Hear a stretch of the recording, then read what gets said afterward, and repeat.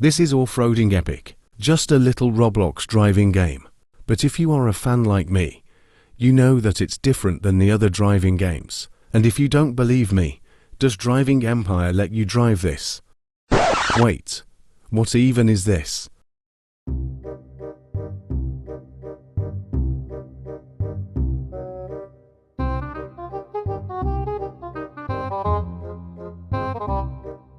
Before we begin, please understand this isn't a full documentary on the history of the trains, rather a look at their representation in the media and legacy of RG Letourneau.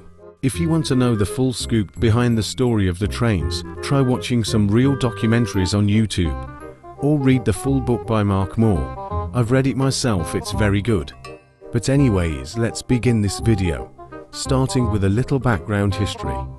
Our story begins in 1953, during the height of the Cold War. Russian bombers are flying over the Arctic Circle 24/7, and the US is quite scared they could slip over undetected. Because of this, the US Army was forced to make this massive radar system in Alaska. They had already tried sending trucks, with limited success. So it was time for Plan B. Over-engineer a massive S-train that could drive across the Arctic to build the DEW line. But who in their right mind would waste their money building a land train? Well, it turns out, famous heavy machinery manufacturer RG Letourneau would. Letourneau was already well known in the industry for making giant logging machines in Texas, and they had already started development on their Turner train around 1952. The Army knew they would be perfect and gave them a bunch of money to build something that would work in Alaska. Also, I'd like to mention that Off-Roading Epic is the only game in the world to feature the VC-1 to Turner train.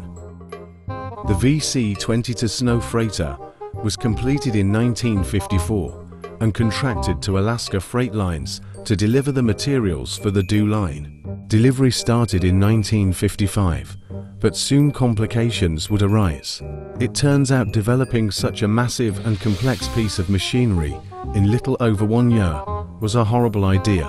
Plus, connecting an electric generator to 24 individual tires made maintaining this thing practically impossible, partly due to the fact they were in the middle of nowhere. Despite all of this, the men made the trip from Anchorage to the DEW construction site to Times. Unfortunately, on their way back to Alaska one night, the turbines powering the tires gave out on a hill, causing the train to lose control, blow into a snowbank, explode, and completely destroy the engine. This would render the VC to completely useless forevermore, as repairing the engine in the Alaskan wilderness would be way too difficult. Besides, it had proven to be quite inefficient anyways. Today, the rotting corpse of this beast rests at a gold mining attraction in Fox, Alaska. Seeing the Sno-Freighter is actually a huge dream of mine, because it is so sad to me how this amazing one piece of machinery is just left here unattended. If my channel reaches 1,000 subscribers, I will personally trek to Fox and see it for myself, so go subscribe. Now, despite the Sno-Freighter's shortcomings, the US Army and Letourneau ended up building 2 more overland trains after it, one being the LCC-1 snow train, and the other being, which was the largest of all, the TC-497 overland train Mk2. At this point, you are probably wondering why you have never heard of the overland trains before. As far as I know, there's only 2 games that have officially added them. One obviously being Off-Roading Epic, which has added all of them excluding the side dump train, which was pretty much just an over-glorified dump truck. Off-Roading Epic had done the best job accurately representing the trains realistically, and with their actual cargo roles in mind. The only other game I know of that has any Letourneau overland trains in it would be Car Crushers 2 on Roblox. Now, I didn't have it in the game, because I don't play this much, but I found a kind person to show me it. While the model isn't actually very bad, the game only has the TC-497, and I've found that unlike all, the overland train in this game isn't at all accurately represented. Instead of a cargo vehicle, it's just a gimmick for demo derbies, of course due to its size. I find it unfortunate they have only added it to be a giant death machine to crush other players. Apparently it does have a full interior though. I haven't found a way to access it. Otherwise, there's not much to it. No trailers and no other trains. Now I say official, because those are the only games where the developers have added them. But there are some creative people out there who have built the TC497 in other games. Here it is in Brick Rigs, Trailmakers, and even Minecraft. I've also seen many people ask for it in SnowRunner, but SnowRunner doesn't exactly pay attention to their community, so the chances of that happening is jack squat. Also here's someone who 3D printed a snow train. It looks very nice. Also there is one game that I know of that could be adding an Overland train or the Antarctic snow cruiser. Now I'm actually excited to mention this because I was going to make a video about it anyways.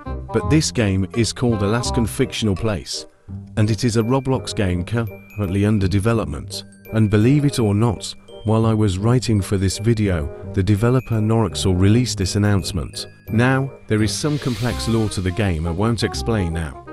But he says he is looking for some Arctic type vehicles either as props or to be driven.